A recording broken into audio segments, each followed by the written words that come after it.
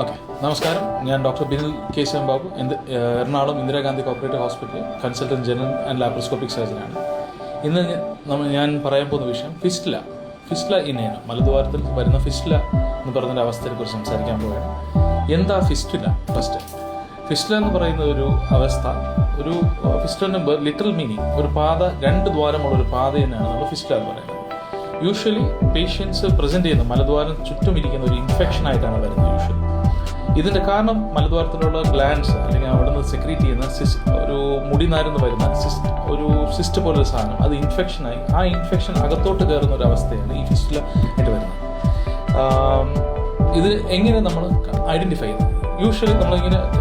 Usually ഈ patients O പിയിലോട്ട് വരുമ്പോൾ നമ്മൾ കിടത്തി നോക്കുമ്പോൾ മലദ്വാരത്തിൽ ചേർന്നിരിക്കുന്ന ചെറിയ ദ്വാരങ്ങൾ അല്ലെങ്കിൽ ചെറിയ അൾസർ പോലെയായിട്ട് പ്രസന്റ്, ചിലവർ ആംസസ് ആയിട്ട് പ്രൊസീഡ് ചെയ്യാം. ഈ ചേർന്ന് വരുന്ന ആംസസ് നമ്മൾ ഇവാലുവേറ്റ് ചെയ്ത് ഒരു ഡിജിറ്റൽ എക്സാമിനേഷൻ വിരലിട്ട് ഉള്ളിൽ നോക്കുമ്പോഴാണ് ആദ്യത്തെ ഇൻഡ്യൂറേഷൻ എന്ന് പറഞ്ഞൊരു അവസ്ഥ വരും.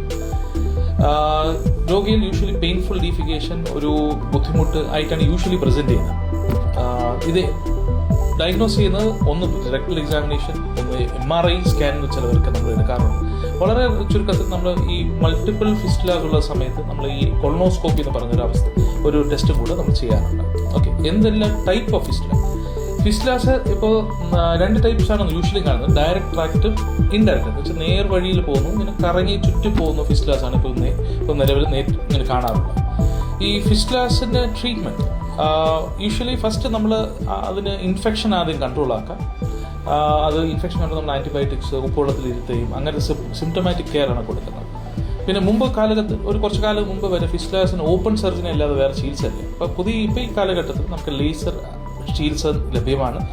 ഈ ഫിസ്റ്റുല ദ്വാരം ആദ്യം ഐഡൻറ്റിഫൈ ചെയ്തിട്ട് അത് മഷി വെച്ച് നോക്കിയിട്ട് ചെറിയൊരു ലേസർ പ്രോബ് ഇട്ട് കരിയിപ്പിച്ച് കളയുന്ന ഒരു ടെക്നിക്കുണ്ട്. പിന്നെ ഇപ്പോൾ റീസെൻ്റായിട്ട് അഡ്വാൻസ്ഡ് വന്ന കീ ഹോൾ പോലെ എന്നിട്ട് വീഡിയോ അസിസ്റ്റഡ് വാഫ്റ്റ് എന്ന് പറയുന്നൊരു പ്രൊസീജിയറുണ്ട്. ആ പ്രൊസീജിയർ വഴി ഇത് അകത്ത് മൊത്തം ക്ലീൻ ചെയ്ത് എടുക്കുന്ന ഒരു പ്രൊസീജിയറുണ്ട്. ഇത് രണ്ടും ആണ് നമ്മളിപ്പോൾ ഇന്ദിരാഗാന്ധിയിലുണ്ട്.